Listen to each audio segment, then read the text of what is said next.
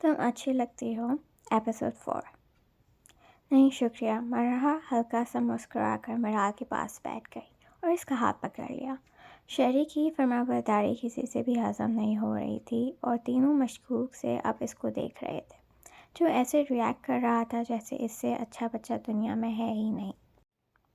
जब सब को खुद को देखता पाया तो शरारत से इसने एक आंख दबाई कि भाई भाभीियों की खिदमत करोगे तो आपको भी जल्दी मिलेगा।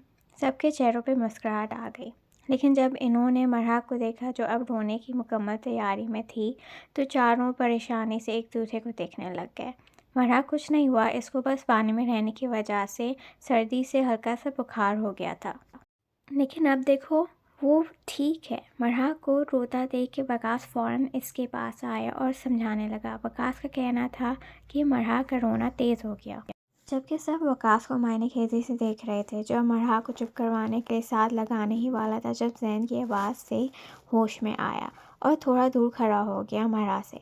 वो अपनी बेइख्तियारी पे कुछ शर्मिंदा हुआ। मरहा को भी जब समझ आई तो शर्म से लाल पड़ गई। मिराल, ठीक है गुड़िया, बस अब ही होश आ जाएगा, फिर आप इसको घर लेके जा सकती हैं। जबकि शहरी अब वकास की टांग खींचने का मुकम्मल इरादा रखता, जो इनकी मौजूदगी में रोमांच जा रहा था। अगर जैन ना बोलता तो मरहा को साथ लगा ही लेता, छिछोरा कहीं का। शहरी ने दिल में वकास को गालियों से नवाजा। जी, वो बस इतना ही कह सकी। अब वो सवालिया नज़रों से वकास को देख रही थी कि ये सब कौन है और मिराल को कैसे जानते हैं।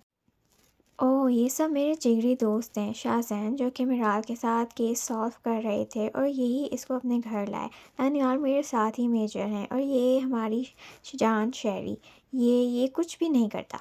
वकास वाकई में सोच में पड़ गया था कि शहरी हैकिंग के अलावा क्या करता है, क्योंकि वो इसका काम नहीं बता सकता था और वाकई शहरी इसके अलावा लोगों को तंग ही करता था, और हम में सबसे छोटा भी यही है।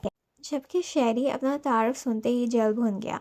भला वो इतना भी छोटा नहीं था, अब इनसे सिर्फ 3 साल ही तो थे। वकास की बात सुन के जैन और दानी हंसने लग गए। कहा था ना कि चाचू के साथ निकल जाया कर ऑफिस, अगर जाता होता तो ये तारुफ ना होता तेरा। और फिर से हंसने लग गया। मरहा भी मुस्कुरा उठी। शहरी वाकई जान ही तो थी इनकी, जो इनकी और ज़िंदगी के रंग दिखाता था। काम में वैसे होने की वजह से ज़िंदगी बस गुजार रहे थे, जीना तो शहरी सिखाता था। शहरी जैसा दोस्त होना भी नेमत से कम नहीं। बहरहाल ने आहिस्ता से अपनी आंखें खोलना शुरू की। पहले तो उसे समझ नहीं आया कि क्या हुआ था, फिर याद आया कि वो तो बेहोश होके गिर गई थी वारदात वाली जगह पर। सब याद आने पर फ़ौरन उठ के बैठी तो अपने पास मरहा को पाया, जो बेड ग्राउंड से टेक लगा के बैठी बैठी सो गई थी। बाकी लड़के बाहर लाउंज में मिराल के उठने का इंतज़ार कर रहे थे। ज़्यादा जल्दी जैन को थी इस बात की, क्योंकि इसकी मामा बाबा घर आने वाले थे, जो किसी रिश्तेदार से मिलने गए थे, और एमन और नूर एक दफ़ा आके इन सब से मिल चुकी थीं, लेकिन इनको मिराल का नहीं था पता। जबकि वो सब रिलैक्स हो के फिर से खाना नोश फरमा रहे थे। एक बार फिर से वो कोई रिस्क नहीं लेना चाहता था। मिराल ने मरहा को हैरत से देखा और फिर कमरे को कि मैं कहाँ और किसके कमरे में हूँ। टेंशन तो इस बात की थी इसको, लेकिन मरहा को अपने पास देख के थोड़ा सुकून हुआ। इसने एहतियात से मरहा को जगाया तो वो हड़बड़ा कर उठी और मिराल को जागते देख के फ़ौरन से पहले इसको गले से लगाया। आज तुम इतना कैसे सो गई? हम सब इतने परेशान थे तुम्हारे लिए। मरहा रुआंसी हो गई। मैं कहाँ हूँ? ये किसका घर है और किन सब की बात कर रही हो? मिराल ने सवालिया नज़रों से मरहा की जानिब देखा। तुम्हारे साथ जो एसवी शाह जैन थे वो ले आए तुम्हें, और तुम अभी इन्हीं के घर पे हो। डॉक्टर ने इंजेक्शन लगाया था सुकून का। इनका कहना था कि तुम डर गई थी। क्या हुआ था? कैसे डरी थी तुम? मरहा ने परेशानी से मिराल से पूछा, क्योंकि वो अच्छे से जानती थी कि मिराल किसी चीज़ से खौफ नहीं खाती थी। मैं तो नहीं डरी किसी चीज़ से, शायद गलती हो गई हो डॉक्टर से। और मेरे कपड़े किसने चेंज किए? तुम यहाँ पे कैसे पहुँची? बुआ ने, जो शाहजैन भाई की फैमिली के साथ ही रहती हैं, और मुझे वकास ने बुलाया था तुम्हारी कंडीशन का बता के।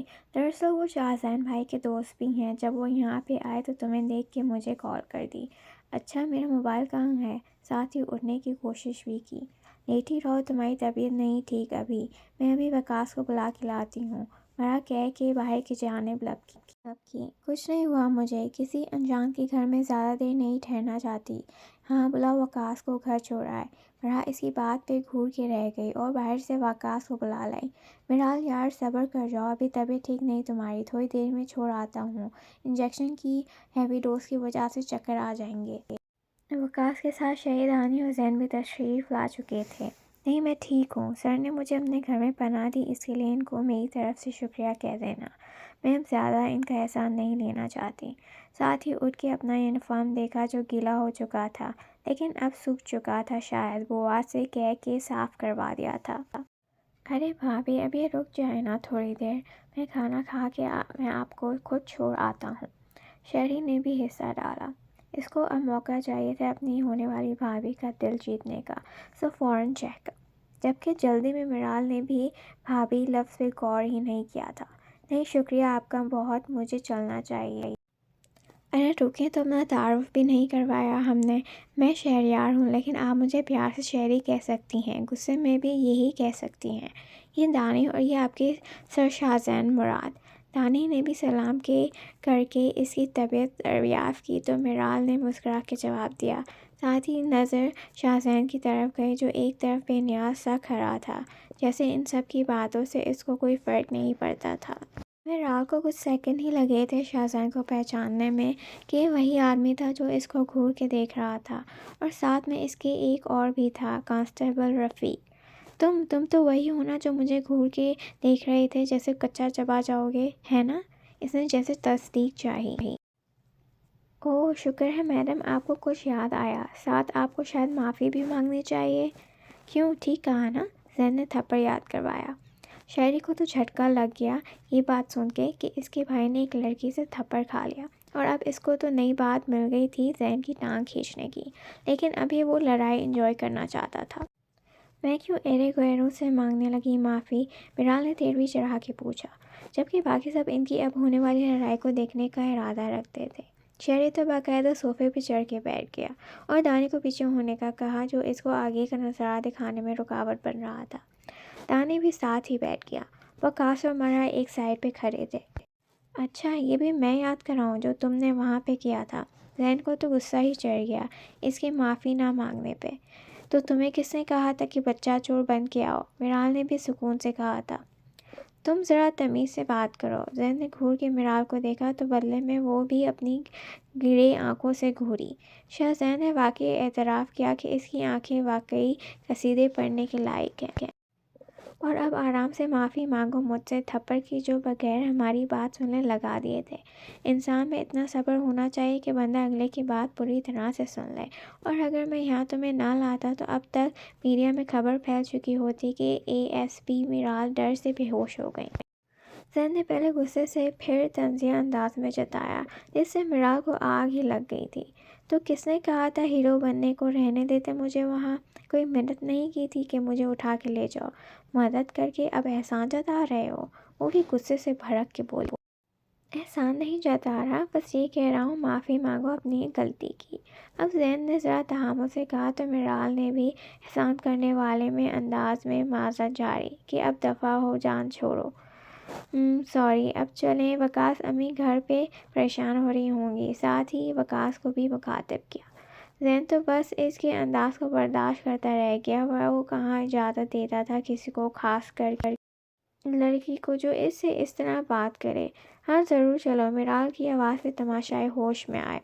ہاتھ میں شہری بھی اٹھ کھڑا ہوا۔ جی بھاپ زین کی گھوری پہ رکا۔ مرال جی چلیں۔ تم کدھر؟ دانی نے پوچھا۔ ان کو گھر چھوڑ کے آؤں، اشارہ مرال اور مرا کی طرف تھا۔ تو کیوں جا رہا ہے؟ وقاص جا تو رہا ہے۔ دانی نے الجھن دور کرنی چاہی۔ وہ تو خود جا رہا ہے، جبکہ میں تو ان کو چھوڑنے جا رہا ہوں گھر تک، تاکہ کوئی چھچورا موقع دے کے چھچوری حرکتیں نہ کرنے لگ جائے۔ صاف صاف وقاص کی طرف اشارہ کیا تو گھور کے رہ گئے۔ دانی کی ہنسی نکل گئی وقاص کی شکل دیکھ کے۔ تبھی مرال اور مرا خداحافظ کہہ کے باہر کی جانب ہوئیں اور جاتے جاتے بوا کو کپڑوں کے لیے شکریہ کہا۔ گاڑی میں بس شہری کی آواز گونج رہی تھی جو تھوڑی دیر کے بعد وقاص کی کلاس لگا رہا تھا۔ اور اس کو ہوا چچوڑے جیسے القابات سے نواز رہا تھا اور جان بوجھ کے مرحا کو اس کی بہن کہتا تو وہ صدمے سے اس کی طرف دیکھتا، جبکہ میرال کو بھی اب اپنی ہنسی روکنا مشکل لگ رہا تھا۔ مرحا تو شرم سے دوری ہو رہی تھی۔ دیکھ میں سمجھ سکتا ہوں کہ جب مرحا جی کو رونا آیا تو تجھے کیسا فیل ہوا ہوگا۔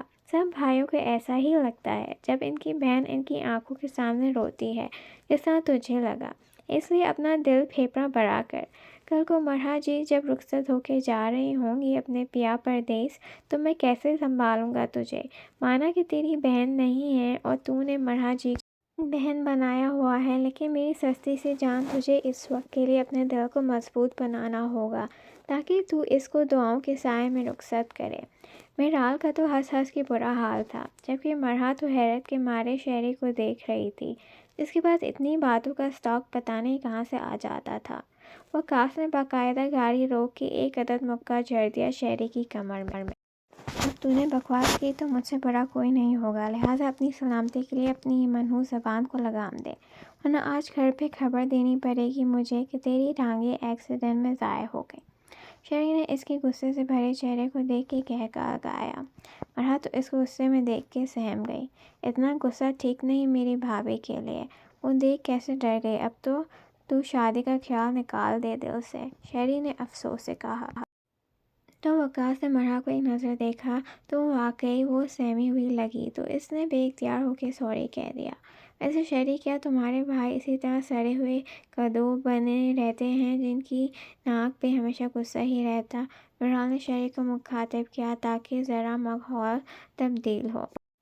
ایسے ویسے اب میں آپ کو کیا بتاؤں کہ وہ کتنے سڑے ہوئے رہتے ہیں، اتنے کہ سڑا ہوا کدو بھی معافی مانگے ان سے کہ سڑا ہوا میں تھا، یہ کون ہے؟ اس بات پہ سب نے مل کے کہکا لگایا۔ پھر سارے رستے شہری کی زبان نے کھجلی نہ کی۔ گھر پہنچ کے میرال سب کو سلام کر کے اپنے روم میں آئی اور آئی جی کو کال کر کے نہ آنے کی معذرت کی تو انہوں نے اس کو بتایا کہ زین پہلے ہی بتا چکا ہے، کوئی بات نہیں۔ تو اس نے شکر کا سانس لیا۔ نیچے شہری آسیہ بیگم اور ختیجہ بیگم سے باتوں میں لگا تھا۔ ختیجہ بیگم کل کی یہاں ہی تھیں، وقاص نے واپسی پہ ان کو ساتھ لے کے جانا تھا۔ آسیہ بیگم اور ختیجہ بیگم کو یہ زندہ دل بچہ شہری بہت پسند آیا تھا۔ وقاص کی امی تو پہلے سے ہی اسے اور باقی دونوں کو بھی جانتی تھیں۔ میرال جب نیچے آئی تو اس نے نوال کا پوچھا جو گھر نظر نہیں آ رہی تھی۔ وہ دوست کی طرف گئی ہے، امی نے جواب دیا۔ خیریت؟ آج کل اس کو میک اپ کا جو شوق چڑھا ہے وہی لینے گئی ہے اس سے، کہہ رہی تھی مل کے آن لائن منگوایا ہے۔ ان کو شاید نوال پہ کچھ زیادہ ہی غصہ تھا۔ گھر کے کام کاج ہوتے نہیں اور دوسرے منحوس کام لے کے بیٹھ جاتی ہے۔ آہستہ آہستہ سیکھ جائے گی، بچی ہے۔ ان کی بات پہ شہری نے بھی زور شور سے سر ہلایا کہ سیکھ جائے گی۔ مرحا بھی ان کے پاس ہی بیٹھی تھی جبکہ وقاص فریش ہونے گیا تھا۔ اتنے میں حذیفہ بھی ٹیوشن پڑھ کے گھر آیا تھا اور سب کو سلام کیا۔ مرحا کو سلام کر کے اس کے ساتھ ہی بیٹھ گیا۔ میرال کچن میں چلی گئی تھی۔ مرحا یہ کون ہے؟ شہری کو دیکھ کے مرحا سے مخاطب ہوا۔ شہری نے اس کا مرحا کو آپی نہ کہنا اچھے سے نوٹ کیا۔ وہاں آتے ہوئے وقاص نے اس کا سوال سن لیا تھا اور شہری کے ساتھ والی جگہ سنبھال لی۔ یہ دوست ہے میرا شہری، اور تم کیا چپک کے بیٹھے ہو مرحا کے ساتھ؟ ادھر ہمارے ساتھ آ کے بیٹھو، وقاص نے گھور کے کہا۔ کیوں میں کیوں آؤں ادھر؟ آپ اپنے دوست کے پاس بیٹھے ہیں، میں نے منع کیا؟ تو میں کیوں اپنے دوست کے پاس سے اٹھوں؟ حذیفہ کو وقاص کا کہنا پسند نہیں آیا۔ شہری نے غور سے اس لڑکے کو دیکھا جو وقاص کے لیے جلنے کا باعث بن رہا تھا، مطلب کہ وقاص کی سوکن ہوگی۔ انٹرسٹنگ، شہری نے دل میں سوچا۔ وقاص تو گش کھا کے رہ گیا جو اس سے قابلے پہ ہی اتر آیا تھا۔ چلیں امی، مجھے پھر کام سے بھی جانا ہے۔ مرحا آپ بھی چلیں، میں آپ کو ہاسٹل ڈراپ کر دوں گا۔ ساتھ ہی مرحا کو بھی مخاطب کیا۔ وہ پہلے تو اس کے اچانک پکارنے پہ گھبرا گئی لیکن پھر سنبھل کے بولی ٹھیک ہے، میں میرال سے مل کے آتی ہوں، اور کچن کی جانب چل دی جہاں میرال اپنے لیے چائے بنا رہی تھی کیونکہ اس کو سر میں درد شروع ہو گیا تھا، شاید زیادہ ڈوز کی وجہ سے۔ تو آج میرے پاس رکے گا؟ شہری سے پوچھا۔ ہاں، کچھ کام ہے۔ دراصل وقاص سے کچھ انفارمیشن نکالنی تھی جو شہری آسانی سے کر سکتا تھا، اس لیے وہ ساتھ جا رہا تھا۔ مرحا میراث سے مل کے آئی تو وہ نکلے۔ جاتے ہوئے آصیہ بیگم نے شہری کو وقاص کے ساتھ پھر آنے کا کہا کہ اگلی بار کھانا کھا کے جائے۔ شہری کو اور کیا چاہیے تھا، فوراً حامی بھر لی کہ ضرور آئے گا۔ مرحا کو چھوڑ کے گھر آئے تو خدیجہ بیگم نے وقاص کو اپنے کمرے میں بلایا کہ میری بات سن جاؤ۔ وقاص نے شہری کو اپنے روم میں جانے کا کہہ کے اپنی امی کے کمرے کا رخ کیا۔ آؤ بیٹا، میں نے تم سے کچھ ضروری بات کرنی ہے۔ انہوں نے تمہید باندھ دی۔ جی امی، حکم کریں، وقاص نے فرمانبرداری سے جواب دیا۔ بیٹا، میں چاہتی ہوں کہ اب تمہاری شادی ہو جانی چاہیے۔ ماشاءاللہ سے 30 کے ہونے والے ہو۔ میں نے لڑکی بھی پسند کر کے رکھی ہے۔ انہوں نے اپنی بات کہہ ڈالی اور اب وقاص کو دیکھ رہی تھیں۔ کون ہے وہ لڑکی؟ وقاص نے سنجیدگی سے پوچھا۔ دیکھو بیٹا، مرال نے کہا ہے کہ ابھی وہ 1 سال تک شادی نہیں کرے گی، تو ہم اس سے زبردستی نہیں کر سکتے کیونکہ جوان خون ہے، پتہ نہیں غصے میں کیا کر جائے۔ سوچا تو میں نے مرال کا ہی تھا، دوستی بھی بہت ہے دونوں کی اور جانتے بھی ہو اچھے سے ایک دوسرے کو، لیکن خیر، اس لیے میں نے نوال کے بارے میں سوچا ہے۔ پیاری بھی ہے اپنی بہن کی طرح۔ کاموں کا کیا ہے، وہ بھی سیکھ جائے گی جب ذمہ داری کا احساس ہوگا۔ بس میں اپنی زندگی میں ہی تمہیں آباد دیکھنا چاہتی ہوں۔ میں بھی اپنے پوتی پوتا دیکھنا چاہتی ہوں۔ بس اب تم ہاں کر دو تاکہ میں منگنی کی تیاریاں شروع کر دوں۔ وہ اپنی ہی کہی جا رہی تھیں جبکہ وقاص کو لگا کہ اس کے سر پہ کسی نے بم پھوڑا، پھر ہتھوڑوں سے وار کیا ہے۔ ابھی تو اس نے خود سے بھی اپنی مرحا کے لیے محبت کا اعتراف نہیں کیا تھا۔ مرحا سے کیا کرتا؟ اور اس کی ماں پہلے ہی سب کچھ سوچ کے بیٹھی ہے۔ کیا اس کو بھی اپنی ماں کی خوشی کے لیے اپنی محبت قربان کرنا ہوگی؟ وقاص کو لگا کہ شاید وہ بھول نہیں پائے گا، جس کو بچپن سے بہن سمجھتا ہی نہیں بلکہ اس کو دل و جان سے بہن مانتا بھی تھا۔ بہن کا پیار کیا ہوتا وہ تو نوال سے ہی محسوس کیا تھا اس نے، اور اب اس کی ماں اس سے شادی کی بات کر رہی تھی۔ سوچ کے ہی اس کو اپنی جان نکلتی ہوئی محسوس ہوئی۔ دانش جب گھر پہنچا تو اس کے آدمی اس مال والے شخص کے بارے میں سب کچھ نکلوا چکے تھے۔ اس نے شادی اپنی بیٹی کی عمر کی لڑکی سے کر رکھی تھی۔ محلے والوں سے یہ بھی پتہ چلا کہ وہ نشہ وغیرہ بھی کرتا ہے اور اکثر نشے میں وہ اپنی بیوی کو بھی مارتا ہے۔ پھر محلے والے مل کے اس کی بیوی کو چھڑواتے اور اپنے ساتھ لے جاتے تھے۔ محلے کی ایک بیوہ خاتون تھی جو ان کے گھر کے پاس ہی رہتی تھی۔ ان کے گھر لڑکی کو پناہ مل جاتی تھی۔ آدمی کا نام شفیق تھا اور کام کاج کچھ نہیں کرتا تھا۔ بیوی کپڑے سلائی کرتی تھی اور گھر چلاتی تھی۔ اولاد کوئی نہیں تھی، لیکن اب اللہ نے اس کو سالوں بعد خوشی عطا کی تھی۔ تنہا کو کیا کرنا تھا یہ اس نے سوچ لیا تھا، لیکن ابھی وہ اپنے کام میں مصروف تھا جس میں اس کو وقت لگ جانا تھا۔ اس لیے اس نے اپنے 2 آدمیوں کو کہا کہ ان کے گھر پہ نظر رکھو اور کچھ گڑبڑ ہو تو اس کو فوراً اطلاع دیں۔ اب بس اس کو صحیح وقت کا انتظار تھا۔ سب کے جانے کے بعد آصیہ بیگم مرال کے پاس آئیں جو اب اپنے کمرے میں چائے پی رہی تھی۔ بیٹا، آج تم وقاص کے ساتھ گھر آئی ہو اور کپڑے بھی کوئی اور پہنے ہیں، خیریت تو تھی نا؟ انہوں نے کچھ پریشانی سے پوچھا۔ مرال ابھی بھی انہی کپڑوں میں تھی۔ مرال نے انہیں آج کا واقعہ بتایا اور یہ بھی کہ اس کے سر نے مدد کی اور کپڑے بھی انہی کی امی کے ہیں۔ شاید تو آصیہ بیگم کو کچھ تسلی ہوئی۔ چلو ٹھیک ہے، اب تم آرام کر لو، لگتا ہے بخار ابھی بھی ہے، سرخ پڑ رہی ہو۔ چھوڑ دو ان منحوسوں کو۔ آرام کی تلقین کر کے انہوں نے اس کو جھڑکا جو ابھی بھی فائل پکڑ بیٹھی تھی۔ اچھا امی، میں بس ہونے ہی والی تھی، تھک گئی ہوں، بعد میں اٹھ کے کر لوں گی کام، تب تک نوال بھی آ جائے گی۔ ہاں ٹھیک ہے۔ ساتھ ہی ماتا جون کے روم کا دروازہ بند کر کے چلی گئی۔ زین اب اپنی شہزادیوں کے پاس بیٹھا تھا جو مسلسل اس کو تنگ کر رہی تھیں۔ کبھی اس کی ہلکی بڑی داڑھی کو کھینچ رہی تھی، کبھی اس کے بال تو کبھی اس کے گلے میں بازو ڈال کے جھولتی تھیں، اور زین ان کی حرکتوں پر کب سے مسکرا رہا تھا۔ ہاں، بابا سے مل کے وہ اپنے روم میں آرام کرنے کے گھر سے آیا تھا، لیکن آج اس کی بہنوں نے قسم کھائی تھی کہ زین کو تنگ کر کے ہی چھوڑنا ہے۔ بھائی، آج جو 2 پیاری سی لڑکیاں آئی تھیں وہ کون تھیں؟ ایمن نے کچھ یاد آنے پہ زین سے سوال کیا۔ آئی نو ہر۔ اس سے پہلے زین کوئی جواب دیتا نور چہک کے بولی۔ کس کو؟ زین نے حیرت سے پوچھا۔ بھلا وہ ان دونوں میں سے کسی اس کو جانتی تھی؟ ان میں سے جو گرے آنکھوں والی ہیں وہ مرال آپی ہیں، اس نے پرجوش ہو کے بتایا۔ تم کیسے جانتی ہو ان کو؟ ایمن نے پوچھا۔ زین کے ذہن میں بھی یہی سوال تھا۔ جب ہم شہری کے ساتھ گئے تھے مال میں تو میں ان سے ٹکرائی تھی۔ انہوں نے مجھے پیار کیا اور ڈال بھی کہا، سوری بھی کیا، پھر کسی بھی دو نو نے ایک ہی سانس میں سب بتا دیا، جبکہ ایمن نے ایسے سر ہلایا جسے سب سمجھ میں آ گیا ہو۔ اس کو فوراً سوری کہہ دیا اور مجھے کہنے میں موت پڑ رہی تھی میڈم کو۔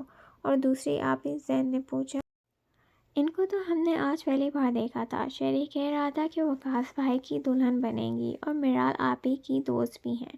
جواب اب ایمن کی طرف سے آیا، اس شہری کو تو میں ہڈی پسی ایک کر دوں گا۔ بچیوں کو بھی بتا دیا، پہلے اس گدھے کو اپنی ماں کو تو بتانے دیتا۔ زین نے بس سوچ کے ہی رہ گیا، اوکے بچوں، اب میں تھک گیا ہوں، تھوڑا آرام کر لوں، اگر آپ دونوں اجازت دو تو۔ زین نے دونوں کو گدگدی کرتے پوچھا تو دونوں نے اس کی گال پہ بوسہ دے کے اجازت دی اور اپنے کمرے میں چلے گئے۔ تو زین بھی مسکرا کے فریش ہونے کے لیے لیٹ گیا۔ آج کا واقعہ سوچنے لگا۔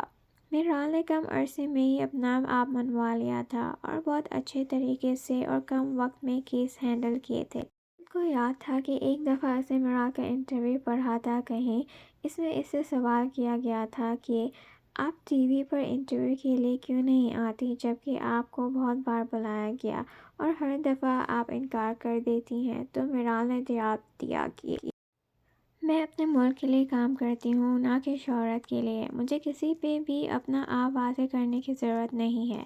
میں جو کرتی ہوں اللہ کی رضا کے لیے کرتی ہوں۔ میں اپنے آپ کو سوشل میڈیا کی زینت نہیں بنانا چاہتی جس پہ لوگ بعد میں میرے وجود پہ تبصرہ کریں۔ ہاں، اگر کسی کو میرا کام پسند ہے تو میں ان کا شکریہ ادا کرتی ہوں۔ ٹی وی اسکرین پہ نہ جانے کے باوجود بھی لوگ میری بہت عزت کرتے ہیں، پیار دیتے ہیں اور میں اسی میں خوش ہوں۔ مجھے بہت سے لوگوں نے کہا بقول ان لوگوں کے، انہوں نے مشورہ دیا کہ آپ کو ٹی وی شوز میں جانا چاہیے کیونکہ آپ بہت خوبصورت ہیں اور لوگ آپ کو پسند اور بھی کریں گے اور سراہیں گے بھی، لیکن مجھے اس طرح کی عزت اور شہرت بالکل نہیں چاہیے جس میں لوگ میرے کام کو چھوڑ کے میری خوبصورتی کو سراہیں۔ اس لیے مجھے جاننے کے لیے میرا کام ہی کافی ہے، نہ کہ میری خوبصورتی کا ہونا۔ شکریہ۔ اسی وجہ سے زین میڈیا کے آنے سے پہلے ہی اس کو گاڑی میں بٹھا آیا تھا اور رفیق کو سب بولنے کو کہا۔ Let me know in the comment section if you like the video. Don't forget to share and subscribe if you like the video. If you have any queries, you can ask me in the comment section.